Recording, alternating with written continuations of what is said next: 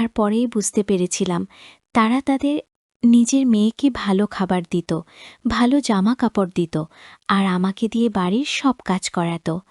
আমার সাথে ভালো করে কথা বলা তো দূরে থাক, আমার দিকে ফিরেও তাকাতো না। কিন্তু আমি এটাকে নিজের ভাগ্য মনে করে মেনে নিয়েছিলাম। একদিন আমি যখন বাসন মাজছিলাম, তখন কাকা শহর থেকে ফিরে আসেন। এসে আমার কাকিকে বলেন যে শহরের একটা বাড়িতে কাজের মেয়ে দরকার, আমরা বরং সাবিনাকে সেখানে কাজ করতে পাঠিয়ে দিই। সাবিনা ওখানে কাজ করবে আর আমাদের হাতে টাকা আসবে। আমার কাকিমা এই কথাটা শুনে খুব খুশি হন। আর হবে নাই বা কেন, কিছু না করে টাকা পাওয়া যাবে যে। পরের দিন কাকা আমাকে শহরে নিয়ে আসেন আর একটা বড় বাড়িতে নিয়ে যান, যেখানে একজন মহিলা তার 2 কন্যা সহ মোট 3 জন একসাথে বসেছিল। কাকা ওনাকে সালাম করেন আর আমার দিকে ইশারা করে বলেন যে আজ থেকে আপনার বাড়ির সব কাজ এই মেয়েটা করবে। আমি ওকে সকালে এখানে দিয়ে যাব আর বিকেলে ফেরত নিয়ে যাব। সেই ম্যাম সাহেব আমার দিকে তাকিয়ে জিজ্ঞেস করেন যে আমি তার বাড়ির সব কাজ করতে পারবো কিনা। আমি মাথা নাড়ালাম। আমি জানতাম যে এত বড় বাড়ির সব কাজ একা হাতে সামলানো খুব একটা সহজ হবে না, কিন্তু আমার রাজি হওয়া ছাড়া আর কোনো উপায় ছিল না। কাকা কাকিমার ভয়ে আমাকে রাজি হতে হলো। সেই মালকিন আমাকে সব কাজ বুঝিয়ে দিলেন আর আমি রান্নাঘরে কাজ করতে শুরু করলাম। আমি সারা দিন কাজ করতাম আর রাতে কাকা আমাকে বাড়ি নিয়ে যেত। বাড়ি গিয়ে শুকনো রুটি খেয়ে গরমের মধ্যে ঘুমিয়ে পড়তাম। পরের দিন সকালে কাকা আমাকে আবার মালকিনের বাড়িতে দিয়ে আসতো। কিছুদিন এইভাবে চলল। একদিন মালকিনের বাড়িতে অনেক অতিথি আসে আর তাই কাজও অনেক বেড়ে যায়। সেই জন্য মালকিন আমাকে বাড়ি পাঠায় না। উনি আমার কাকাকে বলেন যে যতদিন আমার অতিথিরা এই বাড়িতে আছে ততদিন সাবিনাকে এখানে থাকতে দিন, কারণ রাতে সবাই দেরি করে খায়, তাই কাজও অনেক বেড়ে যায়। কাকা আমাকে না নিয়ে বাড়ি ফিরে গেল। আমি অনেক রাত অবধি কাজ করতাম আর মালকিন তার বাড়িতে থাকার জন্য আমাকে একটা ঘর দিয়েছিলেন। কাকা কাকিমার বাড়িতে থাকা থেকে আমার এখানে থাকতে বেশি ভালো লাগতো, কারণ এখানে আমি ভালো খাবার পেতাম। আমার শোবার ঘরে পাখা ছিল, তাই আমাকে আর গরমের মধ্যে ঘুমাতে হতো না। কিন্তু আমি যখনই মালকিনকে তার মেয়েদের সাথে দেখতাম, তখনই আমার নিজের মায়ের কথা মনে পড়ে যেত। এইভাবে কয়েকটা দিন কেটে গেল। মালকিনের অতিথিরা ফিরে গেল, কিন্তু মালকিন আমাকে বাড়ি পাঠালেন না। তিনি আমার কাকাকে পরিষ্কার করে বলে দিলেন যে সাবিনা এখন থেকে এখানেই থাকবে। মালকিন আর তার ছোট মেয়ের সাথে আমার ভালো সম্পর্ক গড়ে উঠেছিল। উৎসবের দিন মালকিন আমাকে নতুন জামা কাপড় দিতেন। ওনার ছোট মেয়েটি খুব ভালো ছিল, আমার সাথে খোলা মনে মিশত। কিন্তু ওনার বড় মেয়েটি একটু রাগী ছিল। সে আমার সাথে বাড়ির কাজের লোকের মতো ব্যবহার করত আর আমার সাথে ঠিক করে কথা বলতো না। একবার মালকিন আর তার মেয়েদের একটা বিয়ের ফাংশনের জন্য 3 দিন বাড়ির বাইরে থাকতে হয়। যাবার আগে মালকিন আমাকে তার বাড়ির দায়িত্ব দিয়ে যান। বলে যান যে তার বাড়ির খুব ভালো করে দেখাশোনা করতে। আমি অনেক দিন ধরে ওদের দেখাশোনা করছিলাম, তাই ওরা আমাকে বিশ্বাস করত। আমি বললাম যে এত বড় বাড়িতে আমার একা থাকতে ভয় লাগবে। তাই মালকিন আমার কাকাকে ডেকে পাঠান আর বলেন এই 3 দিন আমার সাথে এই বাড়িতে থাকতে। কাকা সঙ্গে সঙ্গে রাজি হয়ে যায় আর মালকিনরা বেরিয়ে পড়ে। আমি কাকা আর আমার খাবার বানালাম আর খেয়ে শুয়ে পড়লাম। রাত 12টার সময় কাকা ঘুম থেকে উঠে ঘরের দরজা খুলে বাইরে বেরিয়ে গেল। দরজা খোলার আওয়াজে আমার ঘুম ভেঙে যায়। ভাবলাম কাকা হয়তো জল খেতে রান্নাঘরে গেছে। কিন্তু বেশ কিছুক্ষণ পরে যখন উনি ফেরত এলেন না, তখন আমি কাকা কি করছে দেখার জন্য ঘরের বাইরে বেরিয়ে এলাম। আমি কাকে এধার ওধার খুঁজতে লাগলাম। হঠাৎ আমি মালকিনের ঘর থেকে একটা শব্দ শুনতে পাই। আমি মালকিনের ঘরে ওকে মেরে দেখি ওখানে আমার কাকা মালকিনের আলমারিতে কিছু একটা খুঁজছে। আমি জিজ্ঞেস করলাম, কি খুঁজছেন কাকা? কাকা একটু ঘাবড়ে গিয়ে বলে, কিছু না, এমনি আমার এটা দেখছিলাম, কত সুন্দর আলমারি। আমি বুঝতে পারলাম কাকা চুরির মতলব করছে।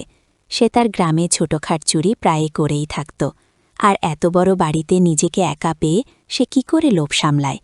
কিন্তু আমি চাই না কাকা এরকম কিছু করুক, কারণ আমি মালকিনের বিশ্বাস ভাঙতে চাই না। তারপর থেকে আমি কাকার ওপর সারাক্ষণ নজর রাখতাম। আমি কখনো তাকে একা ছাড়তাম না। রাতে ভালো করে ঘুম হতো না। এইভাবেই 3 দিন কেটে গেল আর মালকিন আর তার মেয়েরা বাড়ি ফিরে এলো। ওরা ফিরে আসার পর কাকা বাড়ি ফিরে গেল। মালকিন আমার জন্য কিছু জামা কাপড় নিয়ে এসেছিল, যেগুলো পেয়ে আমি খুব খুশি হলাম। একদিন রাতে যখন আমি রান্নাঘরে কাজ করছিলাম, তখন আমি মালকিনের ছোট মেয়েকে তার ঘরে তেল আর কলা নিয়ে যেতে দেখি।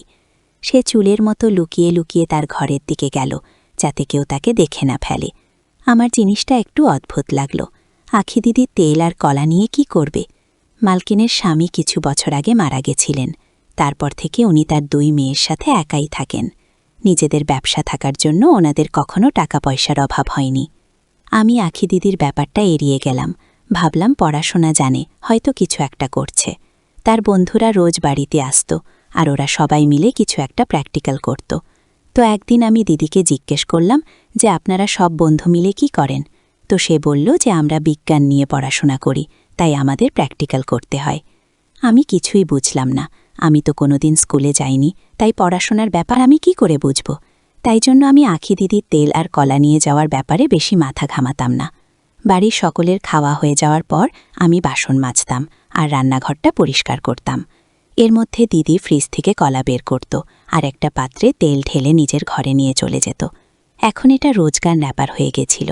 আমার ঘরটা দিদির ঘরের একদম সামনে ছিল। মাঝরাতে দিদি ঘর থেকে বের হতো আর নিজের হাত ধুতো। তার গোটা গা ঘামে ভেজে থাকত। মাঝে মাঝে যখন আমার ঘুম আসত না, তখন আমার এসব চোখে পড়ত। রোজ আমি এসব দেখতে পেতাম না, কারণ যখন সে বাইরে আসত আমার চোখ লেগে যেত। এখন আর এই জিনিসটা আমার পড়াশোনার বিষয় মনে হচ্ছিল না, মনে হচ্ছিল অন্য কিছু। কারণ দিদি যদি প্র্যাকটিক্যালের জন্য কলা আর তেল নিয়ে যেত, তাহলে লুকিয়ে লুকিয়ে কেন নিয়ে যেত, আর রোজ কেন নিয়ে যেত? সারাদিন আমার মাথায় এটাই ঘুরত যে দিদি তার ঘরে কি এমন করে। আমি মালকিনের সাথে এই ব্যাপারে কথা ভাবলাম। একদিন আমি মালকিনের ঘরে গেলাম আর দেখলাম উনি ফোনে কারো সাথে কথা বলেছেন, তাই আমি কিছু না বলে ওখান থেকে চলে এলাম। তারপর আমি ভেবে দেখলাম যে মালকিনকে বললেন শুধু শুধু বাড়িতে ঝামেলা হবে, তাই আমি ছেড়ে দিলাম আর এই ব্যাপারটা নিয়ে মাথা ঘামানো বন্ধ করে দিলাম।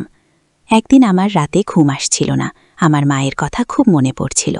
আমি দেখি আখি দিদি তার ঘর থেকে বের হলো। তার চোখে জল এসে যাচ্ছিল। আমি ঘর থেকে বেরিয়ে এসে দিদিকে জিজ্ঞেস করলাম, আপনি কাঁদছেন কেন? দিদি প্রশ্নটা এড়িয়ে যায় আর বলে, কিছু না, তুমি গিয়ে শুয়ে পড়ো। এই বলে সে তার ঘরে চলে গেল। আমার এই চিন্তায় সারা রাত ঘুম হলো না। ভাবতে লাগলাম যে কি এমন হলো যে সবসময় হাসি খুশি থাকা আখি দিদি এত রাতে কাঁদতে কাঁদতে ঘর থেকে বেরিয়ে এলো। সারাদিন আমার মাথায় একটাই চলতে লাগলো, আখি দিদির তেল আর কলা নিয়ে ঘরে যাওয়া, মাঝরাতে ঘর থেকে বেরিয়ে এসে হাত ধোয়া, সারা ঘামে ভিজে থাকা, তারপর এক রাতে কাঁদতে কাঁদতে ঘর থেকে বেরিয়ে আসা, আর সবথেকে বড় কথা, এসব কাজ লুকিয়ে করা। আমার কোনোটাই স্বাভাবিক মনে হলো না। আমার দিদির উপর সন্দেহ হয়, ও কোনো খারাপ কাজ করছে না তো। পরের দিন দিদি কলেজে চলে যায়, আর বড় দিদিও তার কলেজে যায়। তখন আমি মালকিনকে চা দিতে গেলাম আর ভাবলাম যে আখি দিদির ঘরটা একবার খুঁজে দেখি। দুপুরবেলা যখন মালকিন ঘুমিয়ে পড়ে, তখন আমি আছি দিদির ঘরে যাই, কিন্তু ঘরে তো সেরকম কিছুই পেলাম না। সব জিনিস ঠিকভাবে রাখা ছিল। আমি বেরিয়ে এসে ভাবতে লাগলাম যে আসল ঘটনাটা কি। তখনই নাকি দিদিমার বড় দিদি কলেজ থেকে ফিরে আসে। আমি তাদের জন্য খাবার বানিয়ে দিলাম, কিন্তু আখি দিদি খেতে চাইল না। সকালেও সে ঠিক করে জল খাবার খায়নি। আমি অনেকবার করে বললাম যে দিদি খাবারটা খেয়ে নাও, কিন্তু সে রেগে যায় আর আমি চুপ করে যাই। কিছুক্ষণ পর আমি ভাবলাম যে দিদিকে একবার জিজ্ঞেস করি তার কি হয়েছে, কিন্তু তারপর মনে হলো যদি সে রেগে যায়, আমার আছে দিদির জন্য চিন্তা হয়। আমি যবে থেকে এই বাড়িতে এসেছি, দিদি একবারও আমাকে বুঝতে দেননি যে আমি বাড়ির কাজের মেয়ে। সে আমায় কাকা কাকিমার থেকে অনেক বেশি যত্ন করেছে। কিছুক্ষণ পর আমার মাথায় একটা বুদ্ধি আসে, আমি যদি আজ রাতে আছি দিদির ঘরে লুকিয়ে থাকি, তাহলে আমি সবটা জানতে পারবো। আমি রাতে সবাইকে খেতে দিলাম, কিন্তু নিজে কিছু না খেয়ে দিদির ঘরে গিয়ে একটা কোণায় লুকিয়ে পড়লাম। আমি এমন সময় তার ঘরে ঢুকলাম যখন সে রান্নাঘরে তেল আর কলা নিতে গিয়েছিল। আমি লুকিয়ে লুকিয়ে দেখলাম যে দিদি তার ঘরে এলো আর ঘরের পেছনের দরজাটা খুলে দিল। আমার মনে পড়ল সেই দিন যখন আমি দিদির ঘরে এসেছিলাম, তখন এই দরজাটা আমার চোখে পড়েনি। হয়তো দরজাটার সামনে পর্দা লাগানো ছিল, তাই আমার চোখে পড়েনি। তারপর আমি দেখলাম যে দিদি ওই দরজা দিয়ে একটা মানুষকে ভিতরে ঢোকালো। আর তারপর যেটা হলো সেটা দেখে তো আমার পায়ের তলা থেকে মাটি সরে গেল। তখন হঠাৎ আমার হাতে চিন্তার যেটা আমার মা মেলা থেকে আমায় কিনে দিয়েছিল, সেটা খুলে মাটিতে পড়ে যায়। সেই আওয়াজটা শুনে দিদি মনে হলো যে তার ঘরে আরও কেউ আছে। সে উঠে তার ঘরটা খুঁজে দেখতে লাগলো, আর তখনই একটা কোণায় সে আমাকে দেখতে পেল। দিদি আমাকে দেখে ঘাবড়ে গেল আর রেগে গিয়ে বলল, তুমি এখানে কি করছো? এইভাবে লুকিয়ে আছো কেন?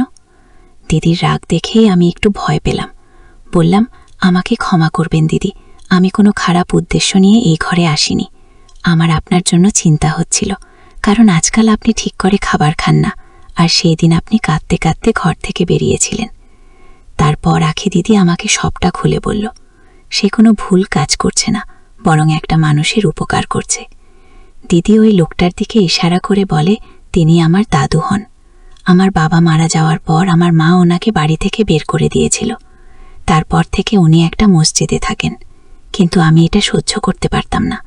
আমি এ ব্যাপারে মায়ের সাথে কথা বলার চেষ্টা করেছিলাম, কিন্তু মা আমাকে খুব বকা দিয়েছিল।